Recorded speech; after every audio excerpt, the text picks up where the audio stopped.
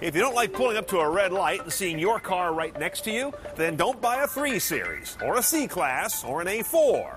If you want to stay European and stay distinctive, you might want to look at this guy, the Volvo S60 T5. Let's drive this 2013 all-wheel drive version and check the tech. Now, the first thing you may notice about an S60, especially compared to its competitors, is it looks a lot less stodgy. Really strong coupiness to its fastback roofline, even though it's obviously a sedan like all the guys it competes against. These may be the most comfortable seats I've sat in all year.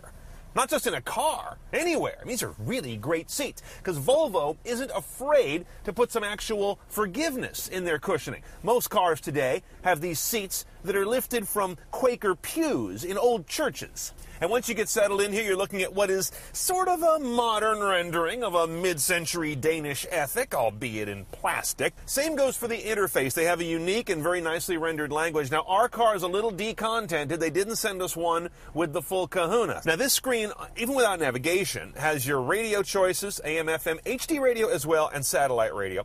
Under media, you're going to find your single CD up here, USB and iPod here in the console. That iPod readout's pretty good. It does a nice job of letting you quickly get to the different ways of sorting your music, and again, nice display of text. Bluetooth streaming, good meta tags show up, as you can see right there. And of course, you got an aux jack in here as well. No nonsense like hard drive or SD cards or any of that stuff, just the hits. A couple of gripes, though, about the interfaces in this car. When you turn the volume, why do I need to see a volume graphic over my screen? That's just stupid. I didn't find a setting to turn that thing off like I have in some cars. I hate it. And these two LCD displays inside the TAC and the Speedo really bring down this cabin. They've done a beautiful job of rendering everything in here, and then they go to this 8-bit monochrome thing, which is just ugly. You can upgrade the audio in these cars to a 12-speaker, 650-watt Dolby Pro Logic system, which is going to give you all the usual kind of theater sound, and I believe DVD playback as well when you're parked. Check out this shifter on the one choice only 6-speed automatic. It's kind of one of those weird things that's clear with an LED you can see inside. I don't know where that gets you, and it doesn't match the look or design language of the rest of the car. You've got a gate over here on the left for shifting, as well as that being sport mode if you kick it over there. No paddles on the wheel, though. And Volvo continues to have this weird little peeky-boo deal down here behind the console. If I put something there, you know what would happen? I'd swear I lost it, and I'd go buy another one. And then I'd find this one, and I'd hate me and Volvo both. And this kind of annoys me. The wheel does telescope, but it only goes from too close to too damn close. I can never get it far enough away from me. If the green light is steady, that means the car is locked. If you get a steady yellow, you didn't lock it. A steady red, that means the alarm has been triggered since you were last there. Look for your missing iPhone. Both red lights flashing at once, that means the alarm was triggered less than 5 minutes ago. Look out for the boogeyman in the back seat. Now, our car is a T5. That means it has 5 cylinders, another oddball trait of this Volvo compared to its competitors.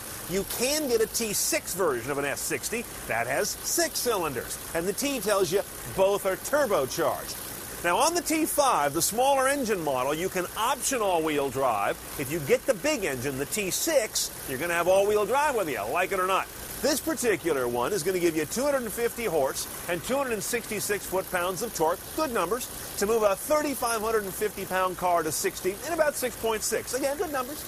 MPG, again, good numbers, 2029. There's nothing remarkable under this hood, so when we drive it, it's going to be interesting to see if it turns out to be more than the numbers tell us.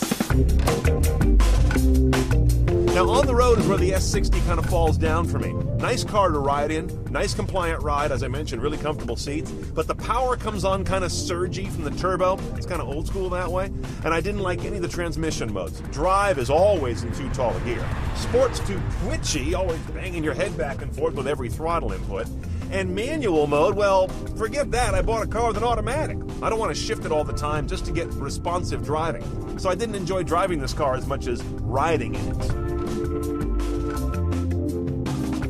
Okay, let's price out this S60. A T5, the smaller engine car, is about $32,800 delivered. Add $2,000 for all-wheel drive. There are several packages that roll in more tech. The one you want to go to and not screw around is going to be the Platinum package. That's going to get you keyless, the glass moonroof, park sensors, navigation, voice command. You're also going to get a rear camera. That's pretty much all in there. The other major package to consider on top of that is the technology package.